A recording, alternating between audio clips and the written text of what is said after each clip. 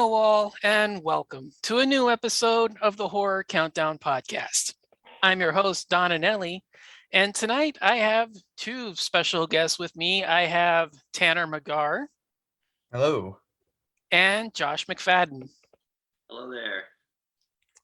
Awesome. Well, thank you guys both so much for joining me. I really appreciate you guys coming on board. We have a fun topic for you all this evening. We're going to be counting our top 10 most ridiculous sequels. So we're not counting the originals, we're counting the sequels. So go ahead and give a little bit about the chosen topic and your experiences, your selection process, anything else that's worth mentioning before we get started. All right. Well, so horror movies are quite known for their sequels. So when we had to come up with a top 10, I love horror sequels. I love going through an entire franchise and watching them all from start to finish. I'm currently going through some right now. I'm like, this would be fun to try and find what is the most like out there sequels. It's like, if you compare them to the first one, it's like completely different. And for me, for my list, this is how I tried to do them. It wasn't like a movie like, oh, it's ridiculous they made a sequel to that movie. I tried to do a movie that, like, if you watch it, it's ridiculous compared to the first one. Like, how did we get from that movie to this movie?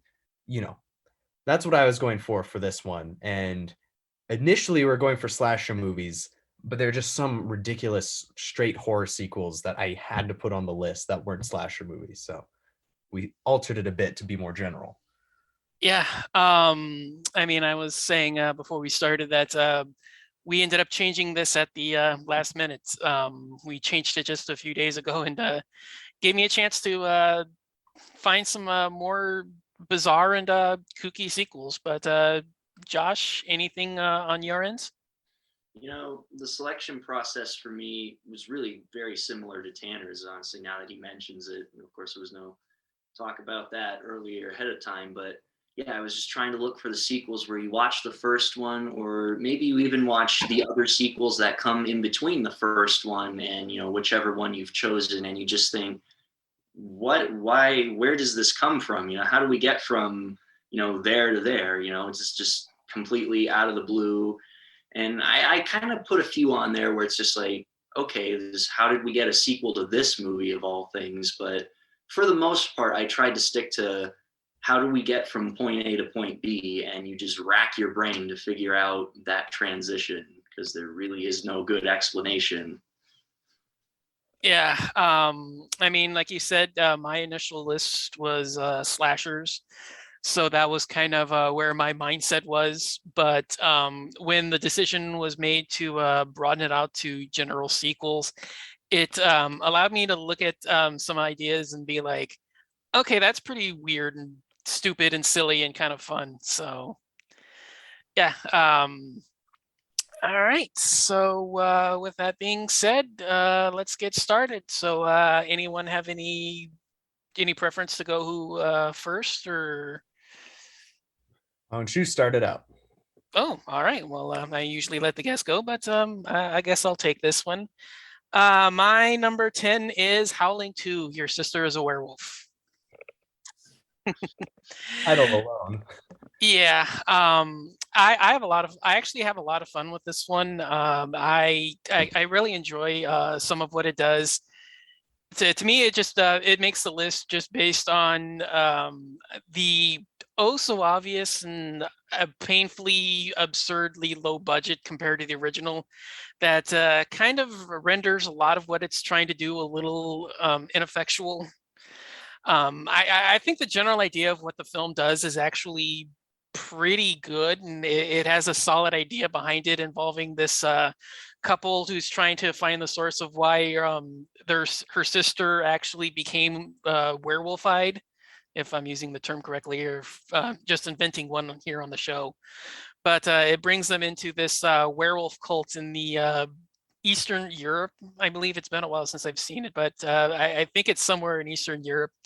And basically gets involved between them and this werewolf hunter out trying to eliminate the rest of the pack. So the idea behind it, like I said, is generally sound, but the fact that they're trying to do this on what must have been a tenth of the budget, um, it becomes painfully obvious with the transformation effects, with a lot of the set designs and everything that goes on in here, and it just makes for purely ridiculous and just obscene and absurdly funny, unintentionally funny efforts. So yeah, this one, as soon as we opened it up, this one was one that definitely had to make my list. So I went with for number 10, I went with Howling 2, Your Sister's a Werewolf. Yeah. I feel like there's so many werewolf sequels that immediately just go off the cliff crazy. Like I won't mention them in case they come up on the lists, but at the end, I mean like the Wolfman the sequel to the Wolfman, the sequel to American Werewolf in London. Yeah. It's just all I feel like wolf sequels always go crazy the second they get a sequel. Yeah. Howling too.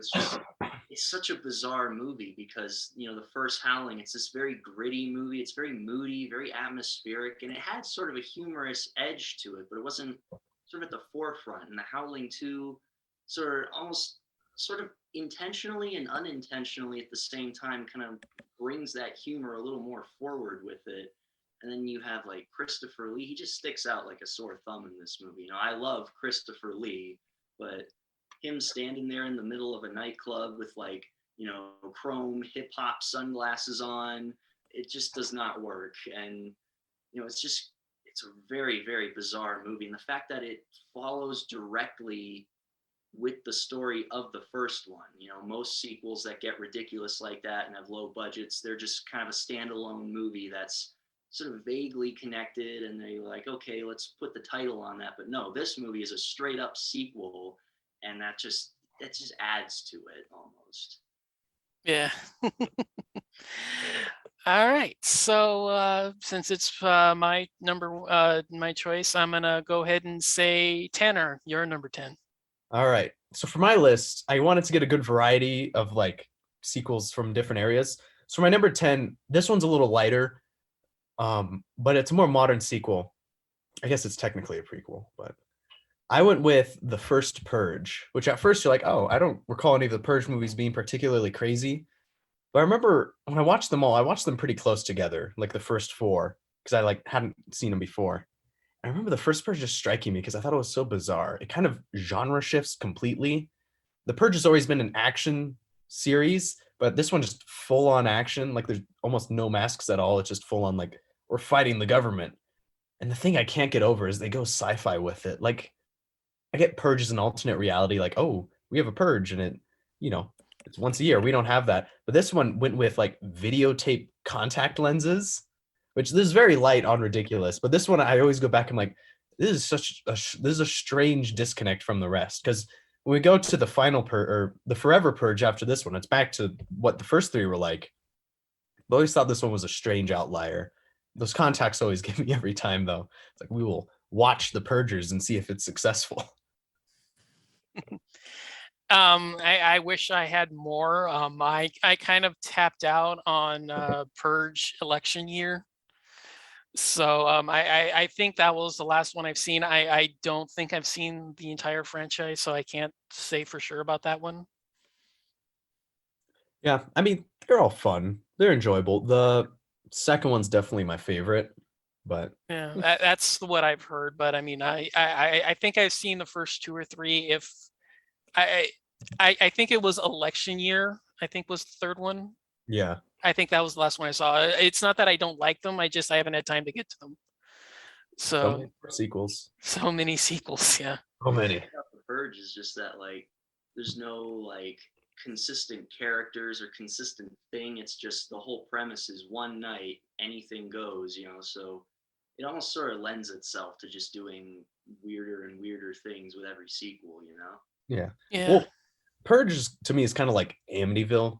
Like there's nothing super consistent about it. It's just the concept. You could milk it for as many movies as you want, because like election year really much like said like, oh, Purge is over. We're done with it. And Forever Purge just decided that's not a thing. And so now they can just do as many as they want. And there's a show. It's kind of like Amityville in that sense. Like the only concept we have with the new Amityville movies now is that ghosts are somehow involved. so you could do as many Amityville things as you want. Purge kind of reminds me of that. So, all right, that moves us to Josh, your number 10.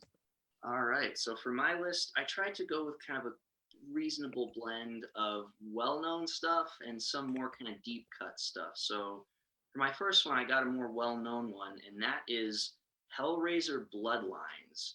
Now this one, it does that thing that a lot of ridiculous slashers do, which is go to space. Let's go into space. Let's be on a space station. Let's have a Terminator solve the puzzle box and send the Cenobites in. And then it starts out like that, and you think, oh, this is like the Jason X of slasher movie or of Hellraiser. And now, oh, now we're in anthology. Now we're in the 1800s, you know, and now we have a pseudo follow-up to the last one. And it's just really jarring, even coming off of Hellraiser 3, which was, you know, a big departure from the first and second movies in terms of its, you know, sort of tone and budget and things like that. Just to see it go from that to that in just that many movies, it's just really weird. Yeah. Oh, go ahead. Hellraiser 3 is the one with, or there's 4. Hellraiser 4 is the one with the dog, right? Yes, the Chatterbeast. I think that's the thing that tripped me up the most about that one is why does he have a dog now? How did the dog solve the puzzle box? I know. I don't know, but that's what tripped me up the most about the fourth one. I can accept space, but Hell Dog. It's been a while since I've seen it. I do remember liking it. I always thought the third one was a little bit weirder and wilder, so I always kind of favor that one over. But no, that it's still a solid choice, and I still think that I think this one was actually the first one to go to space because I think it beat Leprechaun 4, right? I think this one came out first, so I think that technically was the first one to go to space. And the most impressive thing was this was the last theatrically released Hellraiser movie. So they theatrically released a movie where Pinhead goes to space, and just the idea of like Pinhead, you know, most horror movies, unless they're set in space or they follow aliens or something like that, they're typically not good things to go to space. But Hellraiser, just to me anyways, particularly stands out as something that should not go to space. And here they are in space. It's so wild that Hellraiser of all the, like, I guess Hellraiser's kind of a slasher movie. Hellraiser of all the horror franchises, the thing to pioneer having a sequel in space is hilarious to me. Yeah. Like Leprechaun, I see that. Jason, okay, maybe. Hellraiser, and the fourth one, we aren't even that deep. Yeah. All right. So back to me with my number 9. Speaking of jumping the series into space, I went with Jason Goes to Hell. So the one before he goes to space, but still, I went with Jason Goes to Hell. Instead of using the campground settings that we've seen for 5 or 6 or maybe even 7 of the original films in the series, we have a body hopping slasher inspired by The Hidden, and we're trying to meld Jason Voorhees on top of that. Throw in the Necronomicon, Deadites, and more movie homages to classic horror than I think were probably present in the genre at the time, and this one's pretty wild. I'm a huge fan of this. It's actually one of my favorites, just because it is so bonkers and crazy. I've actually said this numerous times. I've owned the DVD since like 2005, and I've never watched the theatrical cut. I've only seen the unrated version. There you go. Yeah, so it just makes it even wilder and crazier with all the the fun kills and the over the top gore on display. It's so much fun. Yeah, I'm a huge Jason fan. He's probably one of my favorites, but I've never really definitively ranked what my slashers are. So yeah, I'm a huge fan of the franchise, and I had to put him somewhere on the list, and this one was the one that I thought felt the most appropriate. So number 9 for me is Jason Goes to Hell. Oh yeah, horror fans will rag and joke about ridiculous sequels, but deep down, you gotta love it. Yeah. The thing that's confuses me about Jason Goes to Hell is like there's probably a production reason for this, but I find it weird. New Line gets to make Jason movies, right? We're gonna make a big franchise, but the first film they put out is him dying and going to hell. The final one. I always thought that was a weird choice. Like, we got the rights to Jason. What's the first movie we're gonna make? Dead. This is gonna be his last one. I'm sure there's a reason for it, but I always thought that was hilarious. If I remember the audio commentary, the idea, I remember the writer and the director were on it, and they brought it up, and they said it was because we've already seen Jason at a summer camp for 7 or 8 movies. Let's do something different. And initially there was a lot of pushback about what they were going to do. The idea of sending Jason to hell and him trying to find his way back, but the original idea was just that they were going to try to do something different, and they ended up coming up with this body hopping possession slasher film or something. I mean, yeah, it's not exactly like the most coherent thought line or throughput idea, but I mean, it works. I have fun with it. So, oh yeah, I have a weird liking of his mask melted onto his face, even though I don't know why that is, why it looks like that, but I don't know. I kind of like it. The toxic waste burn look.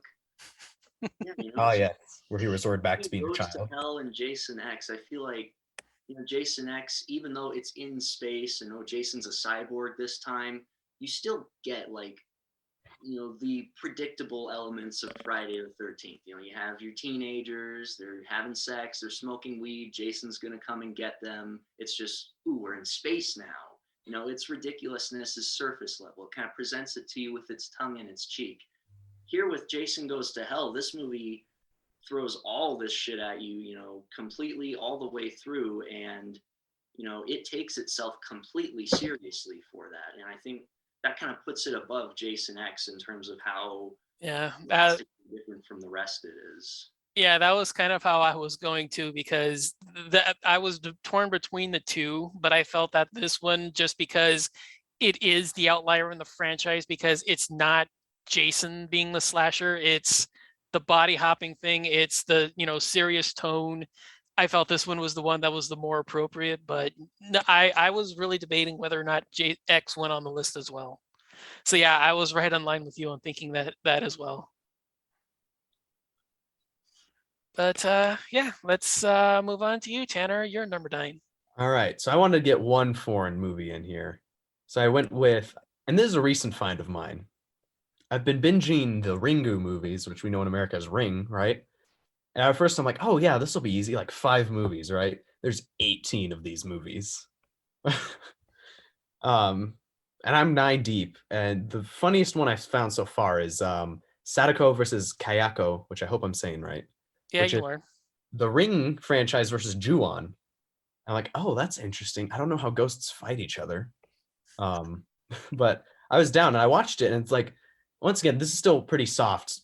I don't think it gets really ridiculous till my 8th choice, but it's just so weird. It's like, it's got such a comedic tone, even though the characters never once say anything funny. It's just something about how the actors talk, and you have like these exorcist type people here where he like does weird hand motions to get spirits out of people. They don't put effects to make something look weird. He literally just goes up to someone. You can't see my hand. He goes up to someone, like circles his hand around their face and pulls air, and somehow they're no longer possessed. That's hilarious. And he has like an assistant who's like a little girl who's like blind and keeps telling everyone, you're gonna die, you're gonna die. And he's like, hey, we're not gonna let him die.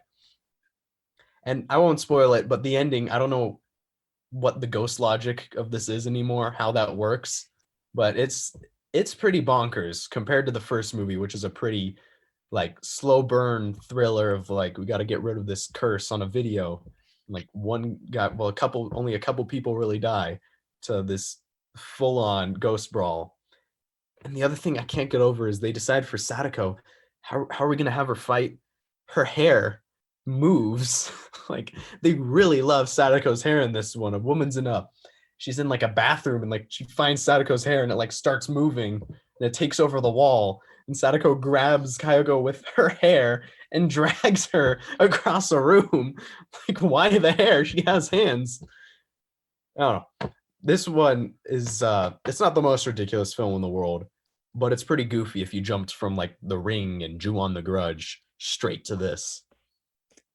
Yeah, for me, I think the most ridiculous part of the film isn't even something in the film. I think it's one of the promotional items that they, yeah, Oh. the promotional item for this is just so bizarre. For those that don't know, they had the two ghosts in full makeup. Those are the actual actors. Dressed them up in their makeup and took them to a Japanese ball game and threw out the first pitch. And if you haven't seen Oh, yeah. the idea of this ghost girl coming out of a television set in the middle of a baseball diamond, walking a ball to home plate while the other ghost girl stands there looking at it with her head cocked and a baseball bat on her shoulder, wondering what to do with it, you haven't seen promotional stunts.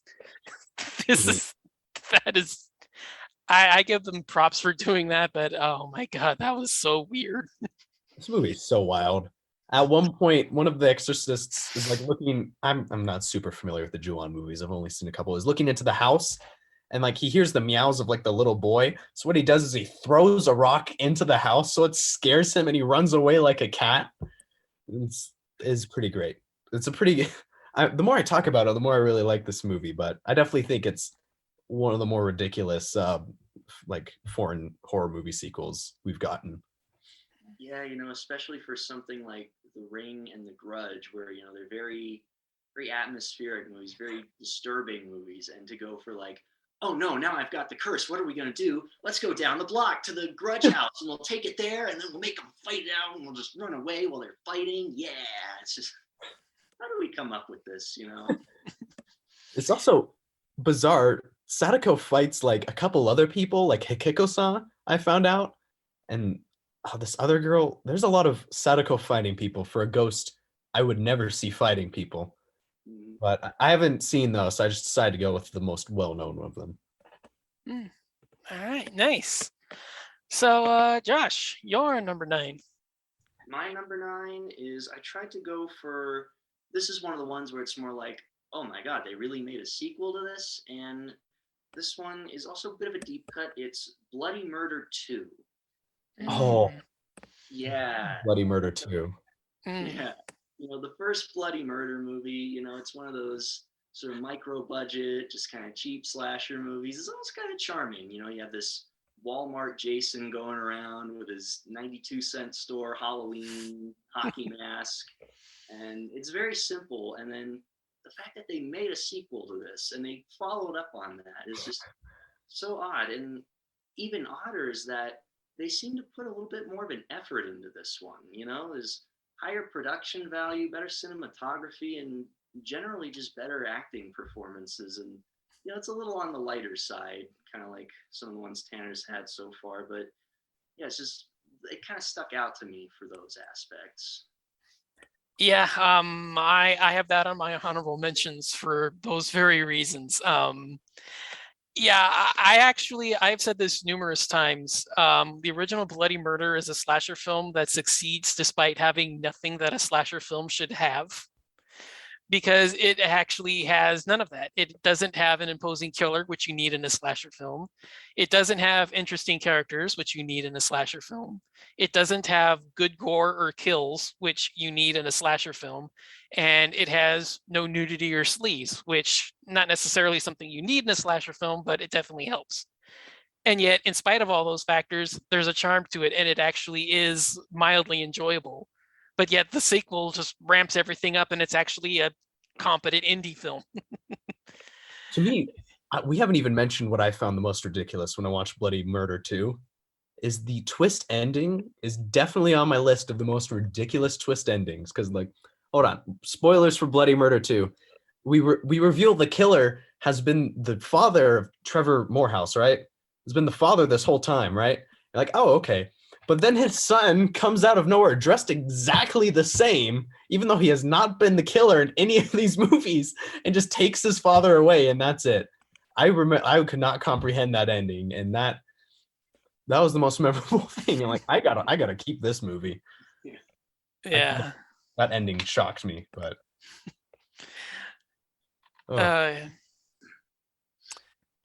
All right. So with that, let's move to my number 8.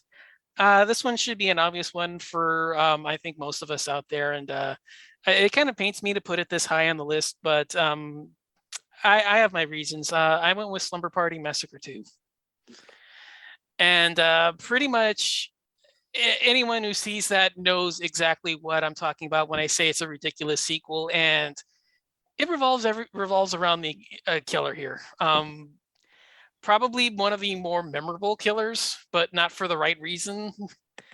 The idea of this one-liner spitting greased up greaser from the 50s invading a 80s slumber party slasher film using a guitar with a gigantic drill for a it's the tip of it. I don't know what it's called, but instead of the point where all of the guitar strings meet up, that's instead turned into this giant drill that he uses to bore holes into his victims. This one's just such good cheesy fun. I had a lot of fun with it. It's not well made. There's a lot of technical issues with it. Some of the most bizarre line readings I've ever heard. Just a totally cheesy, lighthearted, fun kind of a time. But I really enjoy it, and I have a ton of fun with it. oh yeah, the guitar drill goes on the list of some ridiculous horror weapons I've seen. The other ones that come to mind, The Town That Dreaded Sundown, I think it is, has like a trumpet knife, which never made any sense to me why you would bother. And I think a video game once had the killer just running around with a gas mask that he would put on people, and it was like poisonous gas. So I'm like, it's just still let me gas you for a second. Yeah, hold still. Can you put on this mask? It literally, I forget what game it was. He was holding a gas tank and there was a mask connected to it. And he's like, "Urgh." He's in the dark basement. The girl's screaming and running. Yeah, I'm not too familiar with games, so I'd have to trust you guys on that one. Yeah. It might have been on. Whenever you have an 80s horror movie where it's anything sort of even vaguely 50s related, whether it's a killer or like, characters, whatever, 50s meets 80s, that's always just a good recipe for just a ridiculous horror movie. This, Night of the Creeps, Prom Night 2, just crazy stuff out of those movies, Yeah. And looking into Slumber Party Massacre, I believe there was it was somehow sequel Cheerleader Massacre, which people said was somehow connected. I hope this isn't on anybody's list, but Cheerleader Massacre 2 is the best thing ever, because the first one's like, oh, chainsaw machete guy, right? And the second one's like, we got a drone thing that'll chop you up. See how this connects, right? Yeah. Yeah. Hopefully that wasn't on anyone's list. I can't say, but with that being said, let's go to your number 8. All right, my number 8. So this one takes a bit of context, but it is Children of the Corn 3: Urban Harvest. Now, out of all 10 Children of the Corn films, why did I choose the third one? It's because that's where I think it starts getting ridiculous, because these films just drift away from the main concept. But the third one is just so odd. Like, the second one is meant to be the final chapter, but we know that never sticks. So in the third one, they're like, all right, there's this one kid who is still alive from the cult, and he is adopted with his adopted brother to people in Chicago. And he has supernatural abilities he just never decided to use in the crises that happened to the cult in the first and second film. When Isaac and Malachi died, he's like, I can like teleport and turn into a monster, but I'm not going to do it now. And when Micah and their whole sacrifice went wrong, I don't need to do it now, but I'm in New York. Time to grow some corn that kills people and start a new cult of kids. And like, the movie itself is fine. If you watch the first Children of the Corn film and jump to this, it's not a big jump. It's just something about it is just odd. Like, there's a big weird corn monster with some of the worst stop motion you're ever going to see. in an actual released feature film. People drive from Chicago to Gatlin, Nebraska in a day, which it's not possible. And then they drive back before Eli kills everyone. The Children of the Corn franchise is very wild, and most of the other ones are pretty tame, but the third one really striked me as like one of the stranger ones. That one, and I think it's Genesis, and I put Genesis there purely because there's no corn in it, which is hilarious because that's like half of the thing is we need corn. But yeah, so yeah, COTC 3. Nice. It's been a while since I've binged the franchise. I've always really liked 3 as well. I've always thought that one was one of the better of the sequels. I always go back and forth between 3 and 4 is my favorite. I've always thought 4 was really fun for some reason. Like I said, it's just been a while since I've revisited the franchise. So Yeah, I like the sequels. I'm a fan of 6 just because it's actually Isaac is back, and I like the second one, but they're all fun time. all right. So with that, Josh, your number 8. So for my number 8, I have Satanic Rites of Dracula. Now, when you think Hammer horror movies, right? You usually think, Peter Cushing, Van Helsing, Christopher Lee as Dracula, and like, big, crazy, elaborate gothic horror sets and, period pieces and stuff like that. And this one, okay, we got Peter Cushing, we got Christopher Lee. I think this is only one of 3 of their whole Dracula movies where the 2 of them are together. So we got those, and they got nothing else. This movie it's almost like a James Bond knockoff with Dracula as the James Bond villain and Van Helsing as James Bond. It's this plot where Dracula is this CEO. He's Mr. Denham. He lives in this secret penthouse on top of a skyscraper, and Van Helsing has got to get up there and help the spy agency who's looking into him. And he's got to get there with his tiny silver bullet and shoot him. And he's got this big master plan to destroy the whole world with his new plague. And it's like, how did we go? This is a movie where if you showed someone Horror of Dracula, the first one, and just went straight to this, the last one, that person would just be completely confused. Even I think if you had watched the previous movies, even the one before this, Dracula AD 1972, that one, even though it was in a contemporary setting and had a lot of 70s themes and, whatnot going throughout it, it still had a lot of that Gothic architecture and those, things that the previous ones had. This one, you take Dracula and Van Helsing out and there's a whole nother movie in there. It's like James Bond. Yeah, I completely agree.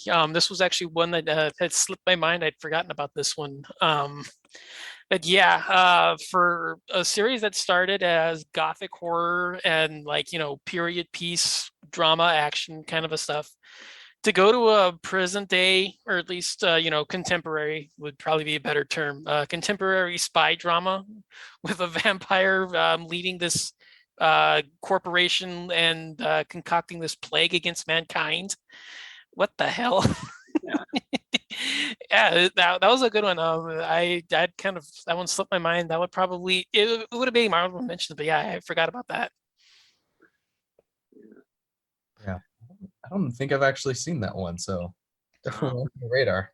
I know it's also under the title Dracula and His Vampire Brides, but it goes by a bunch of titles. Yeah, I think that one inadvertently slipped into the public domain in the US. Yeah, I have one of those 50 movie sets, and it's on that one. That's how I ended up seeing it. Yeah, that's what I'm saying, is that I think by some weird coincidence in the US that became public domain. So I think it's kind of like House on Haunted Hill or Last Man on Earth or Night of the Living Dead, where it's just like, crammed onto every 50 horror movie or, marathon pack kind of a thing you can do. But yeah. All right, so for me, my number 7, I kind of went with another obvious one. This is another primo slice of 80s cheese. I went with Sleepaway Camp 3: Teenage Wasteland. This just loses all pretense of any kind of a storyline, and it just serves an excuse to see Angela butcher people in the most creative ways possible. And I kind of like the film for that. I mean, there's like very little else to say here, but it's just a, exactly what I said. It's just an excuse to get Angela to murder people in the most creative ways possible. You set up a reason why she's doing it, and then she does it. So, not much else to say here, but to go from one of the finest slashers of the early 80s with a lot of the traditional elements and all of the setups in place to go to this. I thought this one was another no-brainer, and it was one that I thought had to be on here someplace. So yeah. I mean, I don't have much to say, but number 7 for me is Sleepaway Camp 3. Hey, what are your thoughts on Sleepaway Camp 4? Everyone Which, loves 4. which one? The 30-minute cut or the full-length version? Full-length version. You gotta have the backstory. You gotta see it all again, just in case you didn't watch the other movies and jump straight to 4. Yeah. Oh man. 4, I have such a hard time calling that a full movie. But I've seen it once. I think that'll probably serve me for my lifetime. But the new footage isn't a bad idea. It's just so slapdash and put together so badly that it's it just seems like a waste almost. I almost think the true fourth one should be Return to Sleepaway Camp. So, I mean, I don't know how you guys are, but I mean that's just me. I mean, Sleepaway Camp. I don't know if I ever got really deep into the sequels. I just really like the first one because it's so fun. It's a sleepaway camp. I know people are dying, but like you get the fun of like, oh, we're camping, and it's fun. Yeah, I always kind appreciate of it. similar. I haven't really gotten around to a whole lot of the Sleepaway Camp sequels either, but Yeah, I do recall watching Return to Sleepaway Camp though, and I'm just like, I so know who the bad guy is. They didn't they didn't hide it too well. Yeah. All right. So, Tanner, let's move to your number 7.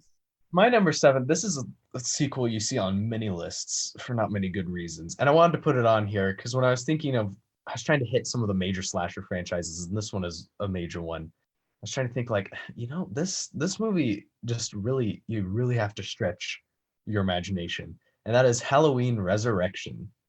Because I know I can see Josh's face, which is on here for the pure reason I've never seen a better retcon ever than, oh, Michael Myers decided, you know what? I may be tracing Laurie Strode, getting my goals, but I'm gonna swap clothing with this security guard real quick, just in the off chance she happens to decapitate me, so I could come back and unceremoniously kill her off at an asylum where she was setting up booby traps.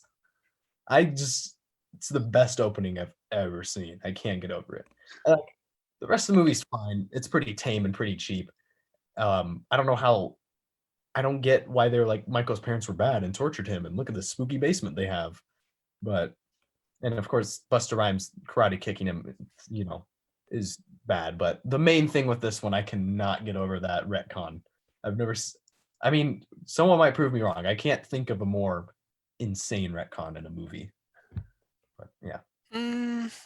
I think the retcon of Jaws of the Revenge may come close because they retconned off all of 3 because they don't mention that nobody in the family ever went to Florida to work at the resort, or not the resort, the water park, because they make it seem as if the sons have been there all along. I mean, I may be misremembering it, but I thought I remember Revenge retconning 3 completely out. I mean, It's been a while, but I mean, that's my memory of it. I mean, sequels do that. I guess what makes this one fun is it's not like technically it's not a retcon. Like it could have happened. You just clearly know that's not what the H2O filmmakers were planning for. I guess that's what Resurrection, why I find that retcon so funny, is because like technically it doesn't go back on any information. It's just like, oh, wink, wink. Guess what you didn't see behind the scenes? He's still here. Evil never dies. But yeah.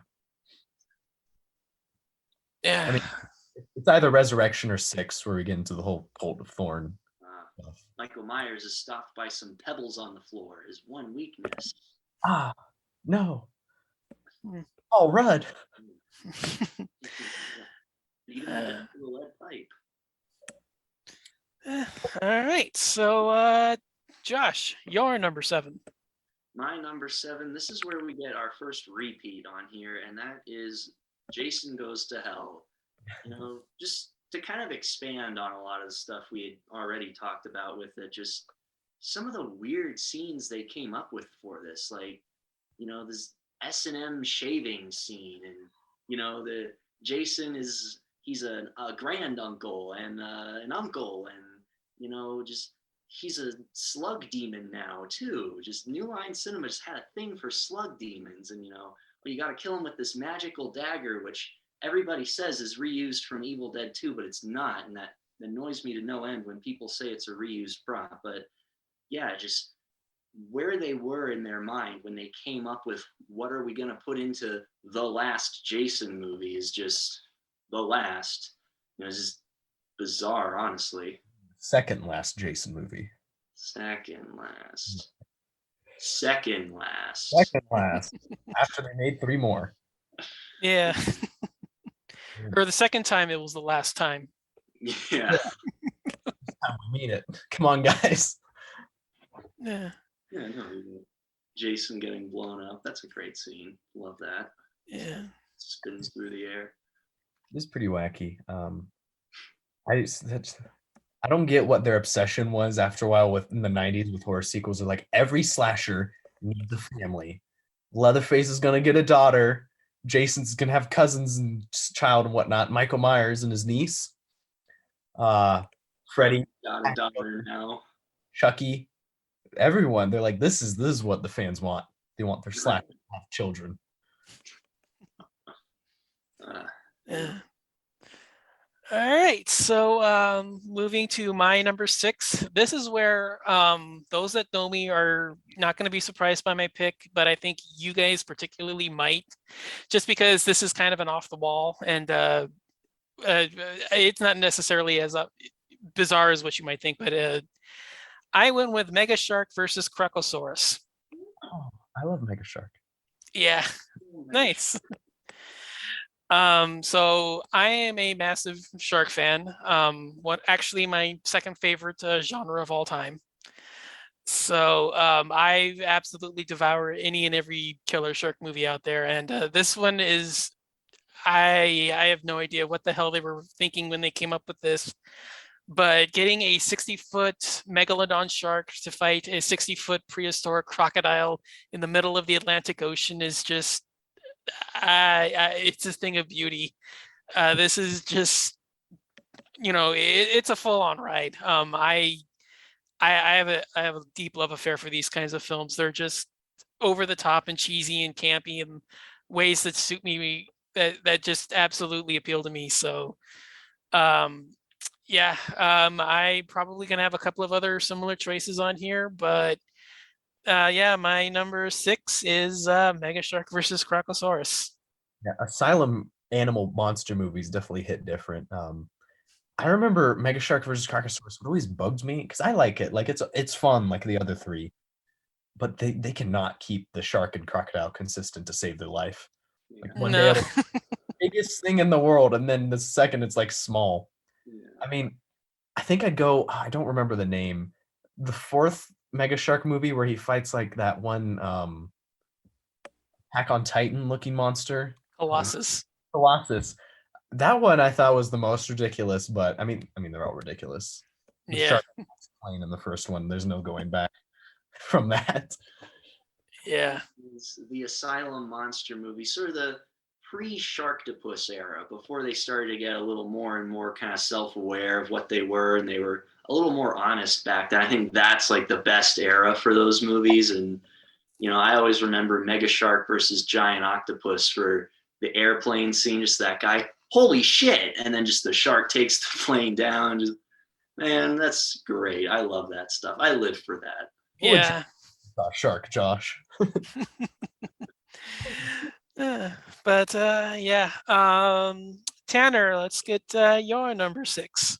All right, so this is a movie. This is actually one of my favorite horror movie sequels, but I'll be the first to admit it's very strange. And if someone pitched this to me, I'd be like, "What?"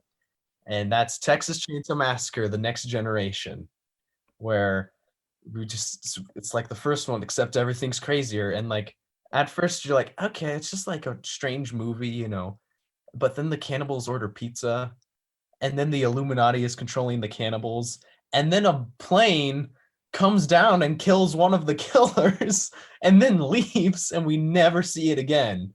And I know the second one is like a comedy, and we had a crazy prequel in Texas Chainsaw 3D where Alexandra Daddario is definitely in her 40s.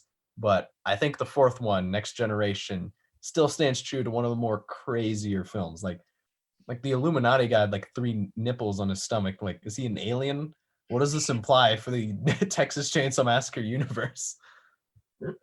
So yeah, that's but I love that movie. The film I'll talk about at the end, my movie, was definitely inspired by that one, but it is out there. Yeah, that one was on my list, and it kind of got bumped when we opened it up to general stuff. But yeah, it's an honorable mention for me. Yeah, I love that movie. Nice. Looked down upon by a lot of Texas Chainsaw fans, just how It kind of is. I've always thought the first 2/3 of that were really good. I really enjoyed like the first maybe hour of it, and then yeah, once they start getting all the explanations and like the Illuminati stuff, then it kind of, like you said, goes bizarre. But yeah, the first 2/3 of this I think are far better than anybody would ever want to give it credit for.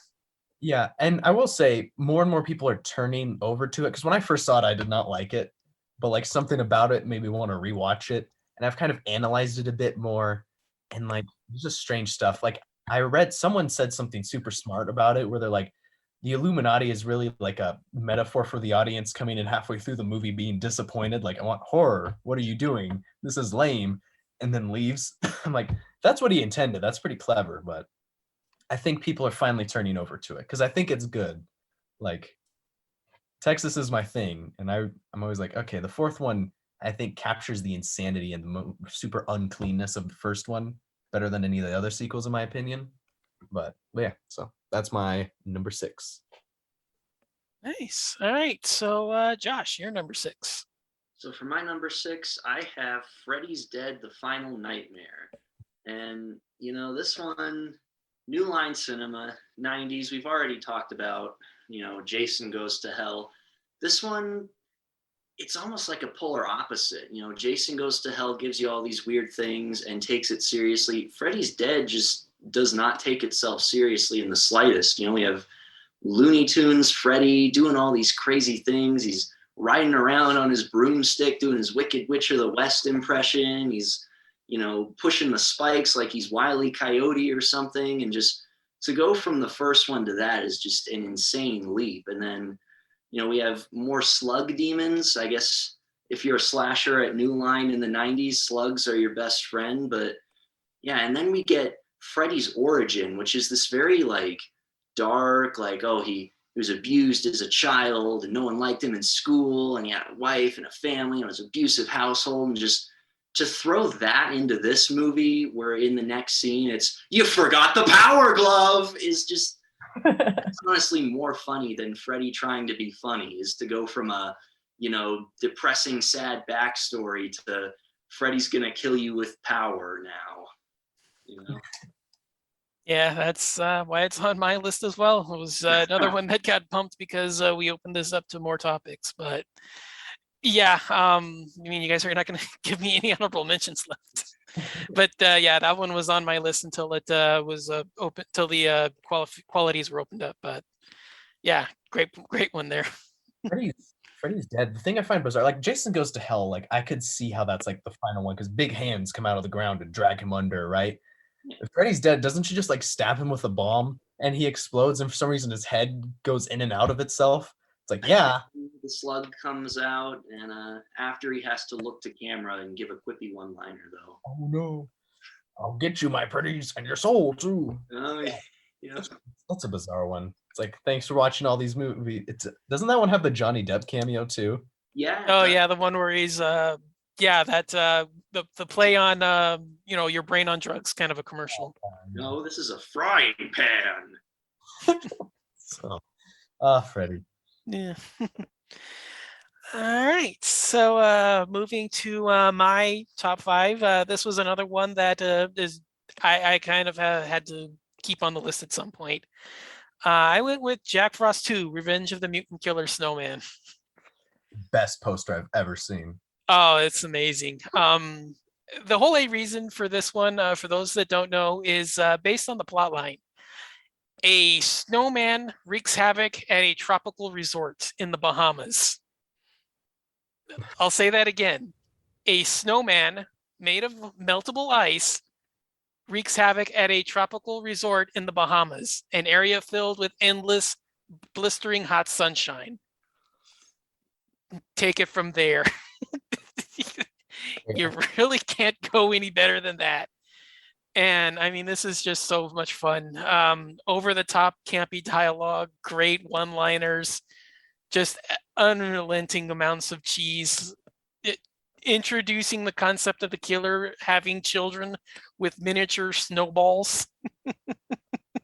Speaking of, Tanner, your proclivity for having slashers have families. I forgot about the snowballs. Yeah, this one was kind of an obvious one for me to keep on the list at some point, but yeah, number five. Disney's Frozen's Olaf owes Jack Frost 2 a shout out because Jack Frost 2 is the first with snowman on a beach. Any movie like Jack Frost that gets a sequel just owes it to itself to just go that direction and just go as crazy as that. Indeed, yeah. It's time for a ready reboot. Yeah. So, Tanner, you're number five. All right. So this is a franchise known for its ridiculous sequels, and some people might find my pick interesting, but I have my reasons, and that is Leprechaun Origins, which is, I guess, a prequel. And I know you're thinking, like, in a franchise where he goes to Las Vegas, then to space, then to the hood, then back to the hood, why did I choose the very tame, weird monster in Ireland?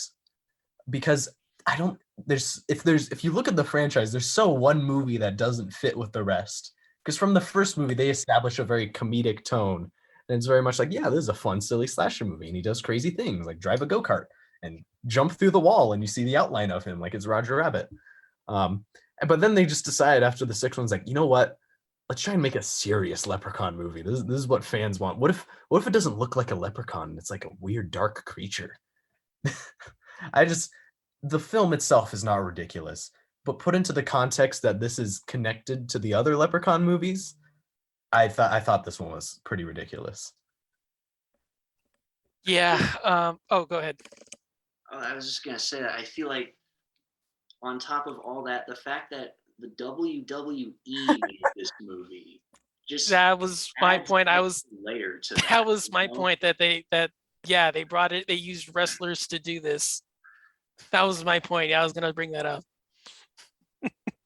Yeah, it's a crazy one, and I definitely am like, I was gonna put a Leprechaun movie on here, but I feel like, Back to the Hood is too much of an obvious choice. We got to do Leprechaun Origins. No one. That's just such an odd choice. All right, so Josh, you're number five. Yeah, so my number five, this one's a bit of a deep cut, and it's a little bit of a stretch into the horror genre, but I feel like it still kind of fits, and that's Class of 1999. And it's a little heavier on sort of the sci-fi and the action elements, but this one came at a time when Terminator knockoffs were big. And of course, a lot of people bring up that, Terminator, you take out the guns and the action, and a lot of elements of a slasher movie are in there. And of course, before Terminator 2 came along and sort of removed a lot of those elements, that was sort of what you got in a lot of Terminator knockoffs, was sort of more the slasher, sort of gritty, horrific, almost the budget of those almost kind of push them into an exploitation sort of realm. But, of course, when you do something like that, you sort of get a lot of those horror elements in it. And this one just stands out to me as particularly ridiculous because it's a sequel to a movie that is neither a horror movie or a sci-fi movie, Class of 1984, the first movie, is a dystopian future, not really sci-fi gang action movie. And the fact that we go from that to here's this sci-fi horror movie where, you know, there's these Terminator teachers and Foxy Brown's gonna smack a kid across the room and they're gonna melt their hands off, and they got buzz saws and missile launchers and all this crazy shit in there. Is just okay. We just amped this up to like 28. 28, not 30, not 25. 28. Gotta be specific here. It sounds interesting. I've seen the original Class of 88, but I haven't seen 99 or 99 sequel, because I think 99 has a sequel as well, right? Oh yeah, was that Class of 2000? I think it was. Yeah. I'm not sure. Yeah, I mean, my video store memory's failing me here. But yeah, I think 99 itself had a sequel. There's like 3 of them in the series. So yeah, I haven't seen either of those, but yeah, I'm definitely gonna track that one down.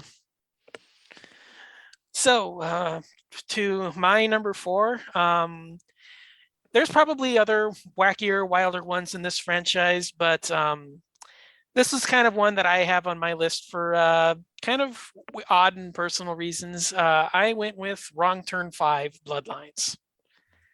And the reason I went with this one is the other films in the franchise had already kind of toyed with this, but this is the one where they have this bizarre hero worship of the family where everything is geared around how wild and over the top they can set up their deaths, to the point that it borders on the ludicrous and, you know, unrealistic as to how they would get away with everything without people noticing. Like the idea of them driving this huge harvesting combine down a football field to grab a person buried half deep up to their head, you know, their head sticking out, and, you know, they're going to run over them with this giant harvesting combine. It's like, you guys are trying to be, you know, like this bizarre, you know, clan of hillbillies that live off in the countryside, and you know, pick off a straggler here and there one at a time. You're really going to go through all this trouble to leave this kind of an impact on, you know, the community, and, you know, you're going to leave the body there. It's like, you're not even going to eat it. What the hell? And I mean, I know a couple of the other, you know, films in the franchise that kind of toyed with that, but the fact that this one just had like, it was like so bizarre, because you have Doug Bradley in the film who's, you know, toying with these people inside this police station as like this, you know, assault on precinct 13 kind of a storyline in the midst of all this kind of, you know, carnage in the surrounding him. And then he, you know, he turns out to, you know, be in league with them the entire time, and, you know, have them on, you know, they were his sons essentially.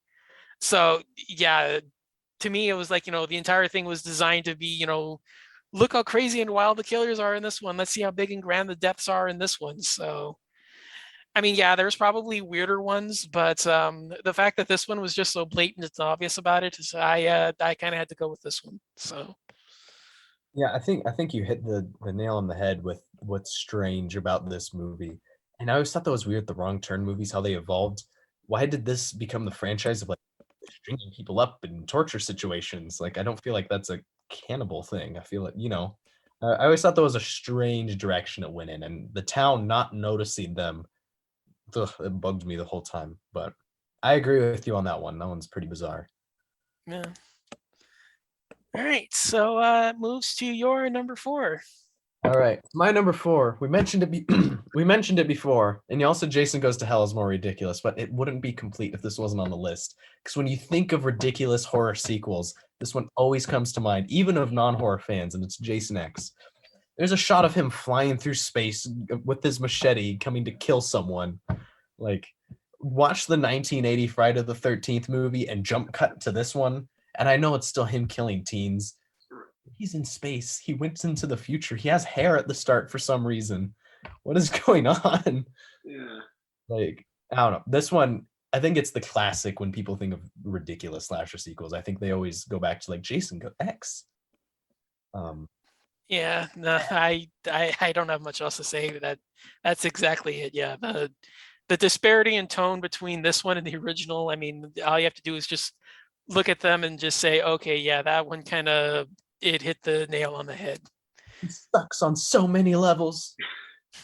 We're about to get sucked into space. I think this one, like, it's very ridiculous, but it still manages to appeal to a lot of people, more so than a lot of other ridiculous sequels, because it knows to have fun with itself, where you compare it to, like we already talked about, Hellraiser Bloodlines, that movie's in space, that takes it being in space completely seriously. This one, it knows Jason in space is silly. It knows that the movie itself is just ridiculous, and Cyborg Jason is insane, and it just has fun with it. And I think, all right, that's good. It has my favorite kill, which I'm sure you all know which one it probably is, but Oh yeah. classic. Okay, so Josh, your number 4. So for my number 4, I have Rob Zombie's Halloween 2. And this one really stood out to me as particularly ridiculous just because, we start with this sort of rushed remake of the original Halloween 2. And right where it's getting to a point where you've sort of eased into it, you're like, okay, this is the movie I'm watching. And, you're wondering, oh, well, what's going to happen next now? It's a dream.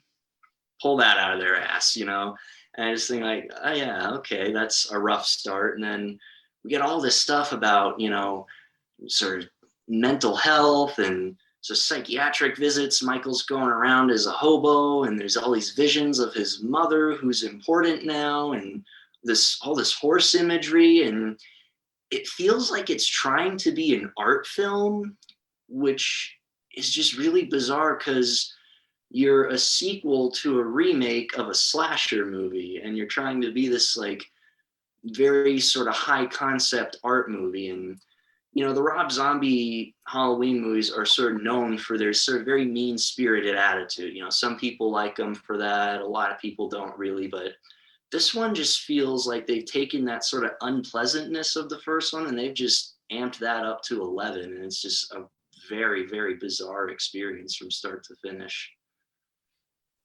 Yeah, I have a lot of issues with it. Whether or not I find it ridiculous has always kind of been a question, but yeah, I can see why some would put this on the list. All I have to say is cow, what cow? Yep. Yeah. I can defend the first Rob Zombie remake because I do think it's interesting. Like, yeah, I can too. if you detach it from the first one that Michael's a silent killer we don't understand, I like the approach that like you see his origins as a killer. It's unique, It's not a remake where it's like, oh, here's the same thing again. Even though it later turns into that, I do find the first half very interesting.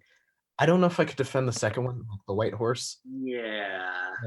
And the one word Michael Myers spits out is die.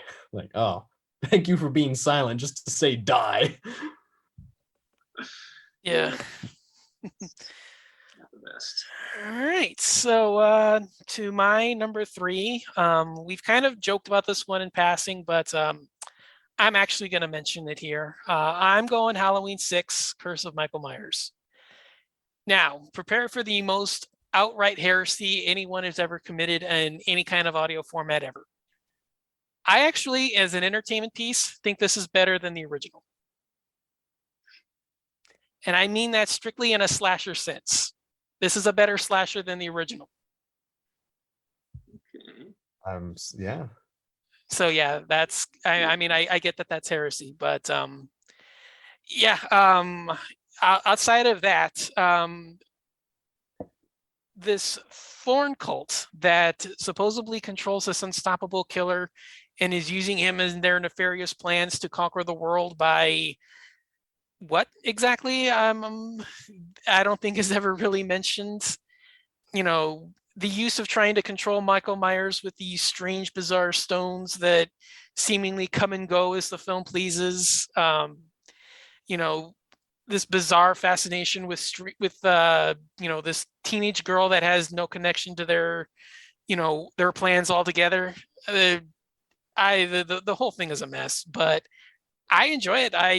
I have fun with it. It's tight, it's lean, it's got some really great kills in it. I love that hospital massacre where he just goes crazy and starts butchering all the doctors. But yeah, I know it's sacrilege to say it, but I think as a straightforward slasher film, I think this is better than the original, and for that, I'm putting it on my list. I like how we all three have different Halloween films, but there is a Halloween film on the list. 'Cause they're all valid. The White Horse, the retcon, and then our plan for world domination. Guy with a knife. Yeah. Take over the world. Take over the world. No one can stop. Evil never dies. Yeah, I think a lot like what Tanner had to add to Rob Zombie's Halloween 2. Really, all I have to add is ah! Oh, that was loud. Well, thank God for normalization processes and editing. Gosh, it's into it. All right, so Tanner, your number 3. So my top 3 are definitely ridiculous. Like, I'll stand by it. And the third one, I wanted to put in a Full Moon Features movie because no one makes ridiculous horror movies like Full Moon Features.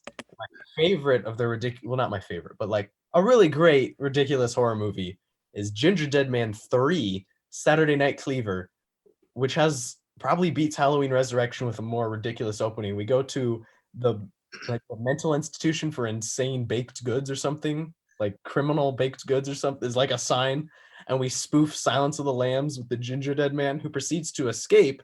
And then there's a time machine in the asylum, which he takes back to the 70s, where we get like some roller boogie plot line as the Ginger Dead Man runs around and kills people. And clear, like, I know the movie is very comedic, but and yeah, like the first one's comedic too. I guess it's not too much of a jump, but I don't think I've seen a movie with so many like insane plot lines as Ginger Dead Man 3.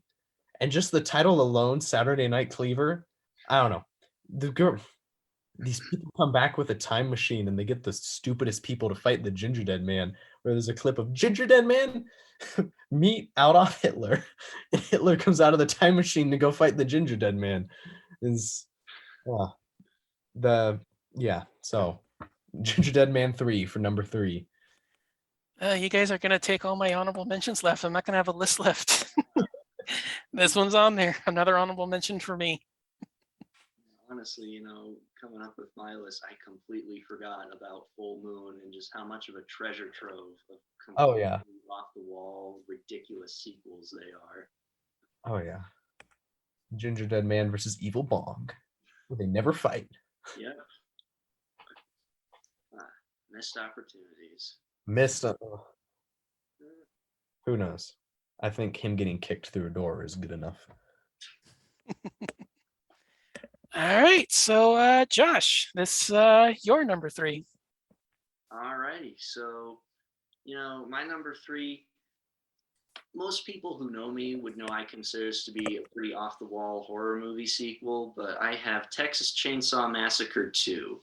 And, I feel like this one is just, it's one of those rare movies where a studio, they're trying to make stuff happen, trying to get certain movies going, and they don't work out so well. Maybe they're trying to do a sequel to another movie that was pretty successful, but just nothing quite works out. They don't have the original director involved. The original director doesn't want to do it, but they can't make it work. So they just go to him and they say, okay, we want to do this. We can't make it work. Obviously, you're a big part in this. Take the money, make what you want. And the directors just go off and have fun. Gremlins 2 is another good example of that. And I think just this one is one of those movies, just a lot of aspects that the original was, very sort of known for, sort of the very gritty, disturbing atmosphere, the documentary sort of presentation of it.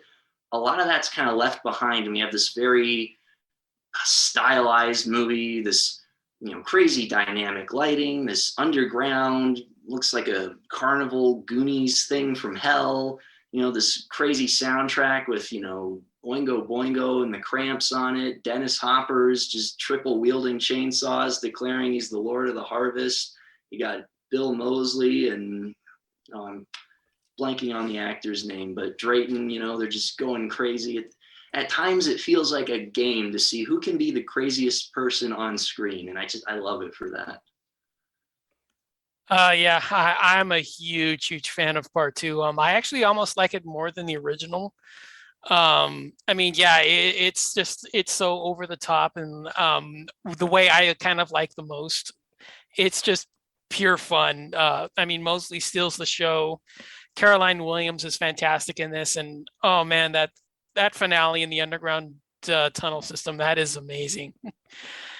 I mean, there's just so much going on there from the, she meets her, her friend is down there and what happens to him, all of the, just over the top antics and, Dennis Hopper running around, I'm going to send you all to hell, burn it all down, burn them all down. This is just so much fun. Yeah, this is a good one. I really like this one. Yes, Texas 2. I'm always surprised how popular this one is for like the type of film it is, the type of movie it's a sequel to. But what can I say? We're not gonna bury Franklin. We're gonna keep him. We're gonna put him in the tunnels, even though he's just a skeleton. Warland. Yep. All right, so for my number two, we kind of already mentioned this one a couple times, and again, it's going to be one that I'm going to actually put on my list. I went with Leprechaun 4 in Space. Just the cheese on this one. This is just so much fun and over the top. The idea of these space marines trying to fight off this supernatural powered leprechaun, so many bizarre one-liners, so many, just goofy and silly special effects, a person getting a metal plate rammed in their face and turning it into like a grilled, like a strange pizza like topping, and then just the finale. I mean, the finale is just incredible. When you have a leprechaun who grows to the size of a spaceship and gets blown up by the same means of how they kill an alien in Aliens. I mean, yeah, this one is just so ridiculous and so much fun. Again, yeah, it's not, I probably would say that, Back to the Hood is probably a better film. But yeah, this one, it had to make my list. I just love that The Hood is the sequel that comes after Space. In this imaginary linear that it goes from Las Vegas, Space, then The Hood, and their idea of like, ooh, we're gonna pump it up, we're gonna take it to the next level. Take the final frontier, take that to 11, The Hood. The Hood. So crazy, you gotta go there twice. Twice. Oh my god. I love Leprechaun movies. Yeah, I knew I had to put one on my list. So it's an essential of ridiculous horror sequels in general. Yeah, for sure. So what would be your number two? So mine is a classic that a lot of people, it's one of those like one-off sequels that most people would typically be forgotten, but people still talk about this one, and that's Blair Witch 2, Book of Shadows. My favorite sequel that hasn't what did this have to do with the first one? This has it basically, the first several minutes tell you the first one isn't real. Here's a new witch story. And like, I watched this a couple times. I can't tell you many of the plot points. I do like it as a movie. It's just so funny that this is the sequel to Blair Witch. Like, watch the first Blair Witch and double feature it with this one. It's exactly what I talked about with Ridiculous, because it's such a jump. No way these movies are related. And like, I like Blair Witch 2, Book of Shadows, but as a sequel to Blair Witch Project, it's insanity. So I had to put it on the list. And I'm like, this is a doozy. I'm kicking myself right now. I forgot about this one. Yeah. I'm kicking myself. I forgot this because I'm like you. I actually like this more than the original. So I mean, it's fun. Like, it's a good movie. Like, I like watching. I own it. But as a sequel to Blair Witch Projects, what? Right. Yeah. Yeah. Okay, so Josh, your number two. All right, for my number two, this one's a bit of a deep cut, and I'm surprised I don't see too many people talking about it because I actually really like it. But I have Prom Night 2, Hello, Mary Lou. And, Oh, another great title. yes. But yeah, when you think back to like the first Prom Night, right? Came out in 1981, just the prime of like the first big slasher boom, when they all had that kind of mysterious killer, the who done it kind of thing. They were kind of simple compared to what you got later in the decade.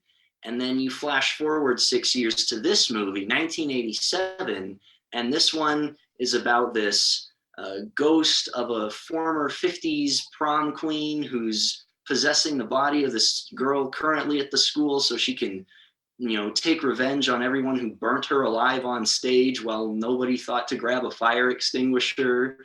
And she's getting pulled through chalkboards, and there's all these crazy dream sequences. The scene where she's talking with the rocking horse and just seems vaguely annoyed by it. She doesn't seem like horrified that this inanimate object is talking to her suddenly.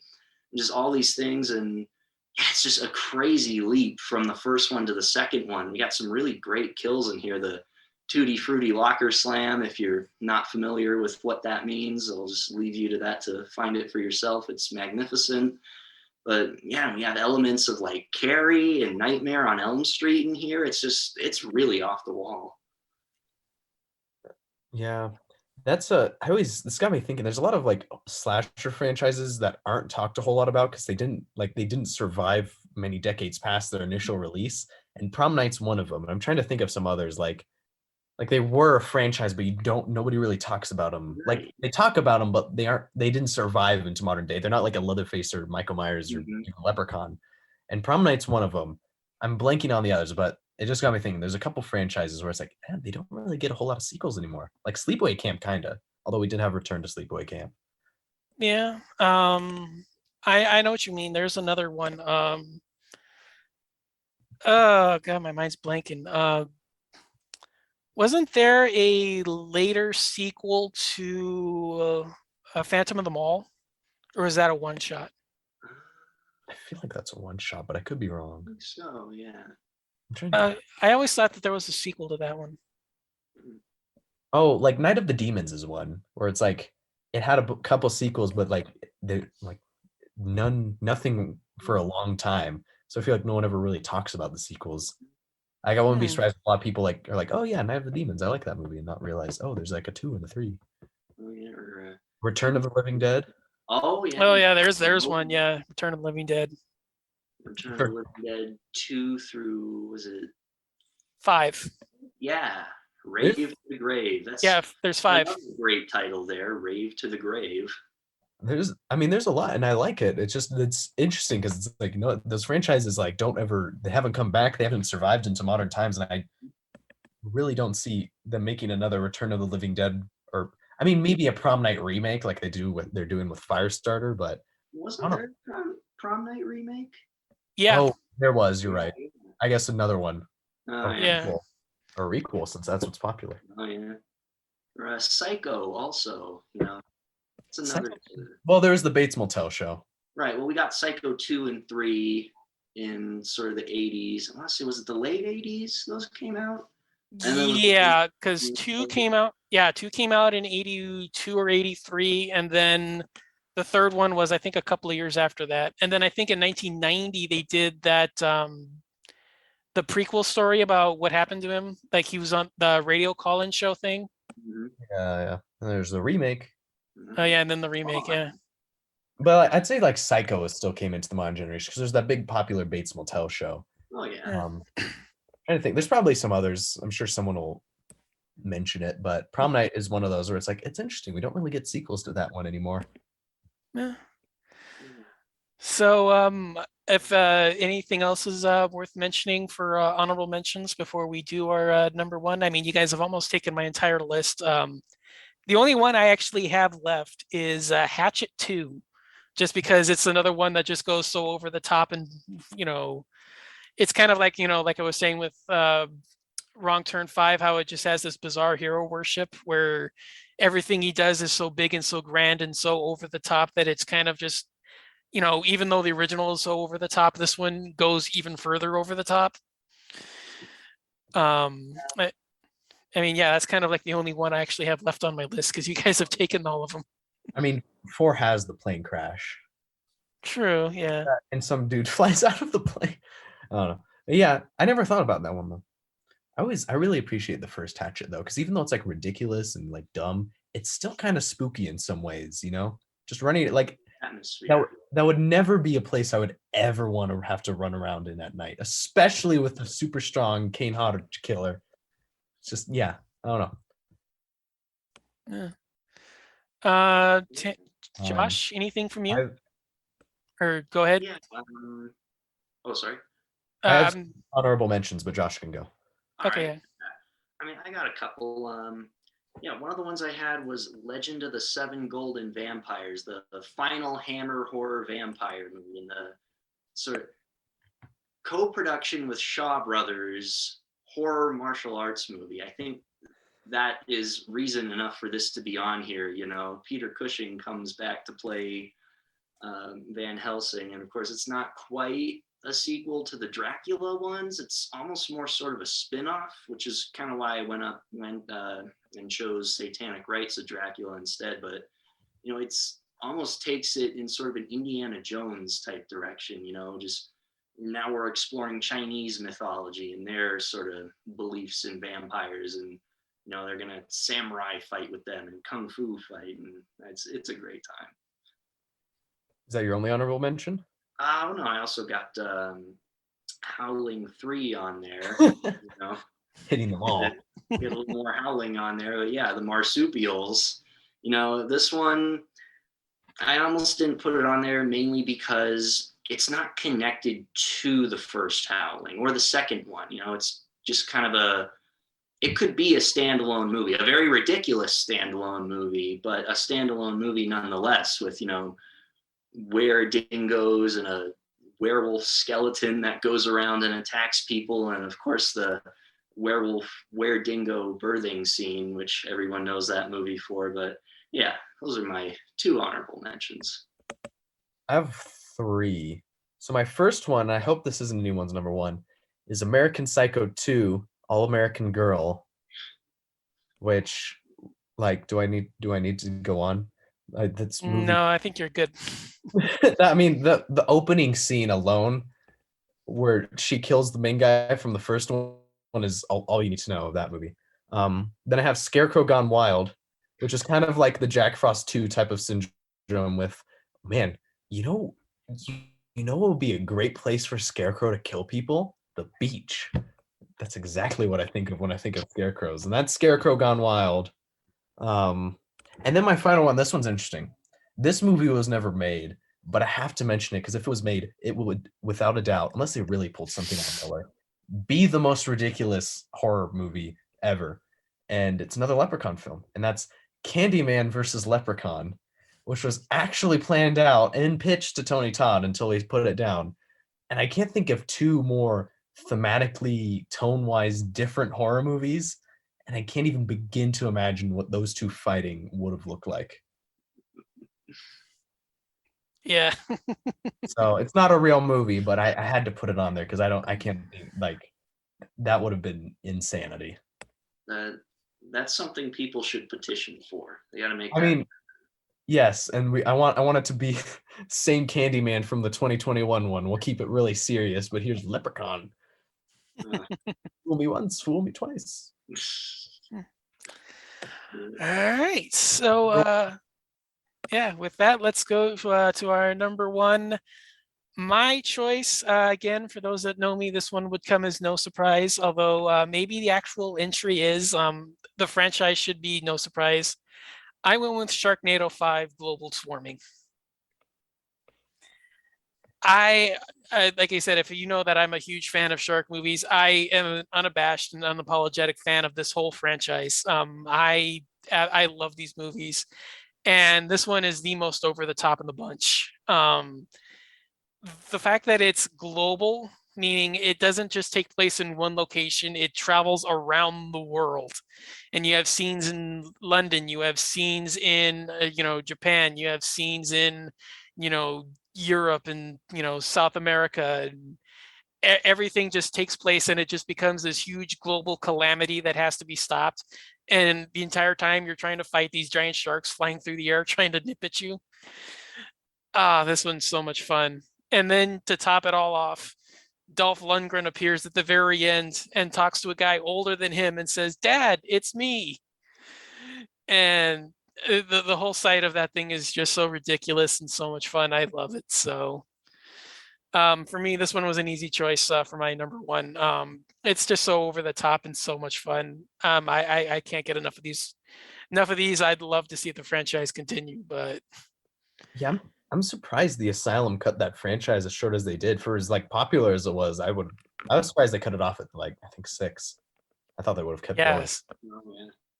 Yeah, I mean, even if it's not with them, I mean, European Sharknado or French Sharknado or, I mean, just doing it like, the same thing happening at the same time in various cities around the world. Yeah. Yeah. Yeah. It wouldn't. I mean, the ridiculous sequel list across the board would not be complete without Sharknado somewhere in there. Right. Any one of them, I think. Any one of them. You prime can just material for a number one spot. throw a dart at a board. Any of them will work. Exactly. And my number one is part 5. So, Tanner, let's hear your number one. All right. So this is an interesting one because typically, like a lot of bad sequels came out close to the first one, right? Sequels like you don't know about, like, oh, whatever happened to Rosemary's Baby? Like, oh, I didn't know that existed, or Birds 2, or as we mentioned earlier, Blair Witch 2. This one I find weird because it's one of the rare times I watched this old movie first before the sequel came out, and I saw a sequel came out. I'm like, what? This of all things got a sequel? And I believe it's a 70s movie, but my dad really liked it, so he showed it to me, and it's The Car, which is simple. There's a car that kills people by itself. There's no driver, and then they kill the car, and it has a really iconic like horn honk. If you ever saw it. Well, anyways, they thought like a good 40 years later, man, The Car. That's an IP people love. I could tell by the reaction I got. Everyone just loves The Car. It was like nothing I want to see more than The Car return. So they decided we're gonna make The Car 2, Road to Revenge. And instead of a car terrorizing a small town and a sheriff and whatnot trying to stop it, this is gonna be a post-apocalyptic revenge thriller. And I wouldn't have put it on the list because for the most part it's unrelated until at one point the possessed car from this movie is damaged. So they get parts from the original possessed car, which is just lying around. And I think there's a returning character. And that's like the connection. I'm like, so this is legitimately the continuation of The Car. And like you can tell this movie wasn't originally written to be a sequel to The Car. And I really want to know which executive was like, man, an IP people love and would want to see the sequel to? The Car. A car. The Car. It's like, no, I will bet you now the people who saw this DVD at Walmart had no clue what The Car was. I would not be surprised if there exists like other releases of it under different titles, like there's Killers. It has nothing to do with the first one. Besides, we got parts from the original car that you briefly see under a tarp. It's just like it's so ridiculous because not only is it a sequel that takes place years and years later, it's like everything is completely opposite of the first one. Only thing slightly similar is it's a killer car. So I had to put it on there. I came up with this one like an hour ago. I'm like, oh yeah, I did watch The Car too. I don't know why I was compelled to continue the first one, but so yeah, that's my choice. The Car 2, Road to Revenge. Nice. Wish I could say I've seen it, but I'm definitely I've seen the original, so I'd love to check this one out. So Josh, your number one. All right. Well, Don, to return the favor for me and Tanner stealing all of your honorable mentions, I got to end all the lists where we began with The Howling 2, Your Sister's Werewolf. Oh boy. It's just, I think to this movie, Christopher Lee, chrome hip hop sunglasses in the middle of a nightclub. I already mentioned that, yeah, but I feel like that is the perfect thing to introduce somebody to what this movie is. And I was debating between this and Howling 3 for my number one. And I chose this over Howling 3 because this one follows up directly on the original. It expands on the story of that. And just you have such a gritty, moody movie, and you go from that to this low budget, sleazy comedy-ish thing. It's insane to just see how quickly this franchise in one sequel went from a really competent movie to The Howling 2, Your Sister's a Werewolf. I can't get over Your Sister's a Werewolf is like, yes, that's a good tag. That definitely doesn't sound like a Goosebumps book. Yeah. I mean, it was probably more PC than Sturbo Werewolf Bitch, but That's not good either. You could just say like, I'm just gonna say I think that one's a more competent choice. just call it Howling 2 at this point if you struggle so hard with subtitle. Just call it Howling 2. Look, we got Christopher Lee. He's in a nightclub. Well, you know, to quote George Lucas, who worked with Christopher Lee, this podcast is like poetry. It rhymes. Yeah. Start with Howling 2, end with Howling 2. They go together. I know. I mean, Howling 2 the winner then. Nice. Yeah. All right. So yeah, this was quite a lot of fun. I'm glad we were able to get together and do this. Absolutely. It was great. Yeah, I love this format. Yeah. Yeah.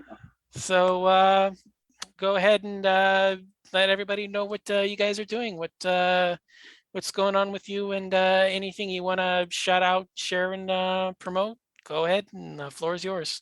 Yes. So me and Josh are horror filmmakers and working on a bunch of low-budget horror movies that, if you enjoy some of these movies we've mentioned, you probably like them. My film was just released last month. It's called Beware the Woods. It's a fun movie about a bunch of young adults who go for spring break up in the woods where they're stalked by a psychopath. Your classic storyline with a lot of twists, turns, and a pretty overall fun movie, which is available to purchase anywhere you get DVDs online, and it'll be streaming soon on Prime, Tubi, Roku, and Hulu. I would recommend, if you want to get the DVD, the intended way it's supposed to be watched, to buy it at screamtimefilms.com. But anyways, any way you can get it is good. Nice. And Josh? Yeah, so currently I'm working on a feature of my own. Tanner here is actually helping me, assistant director and assistant producer. It's called Jammin' Dead.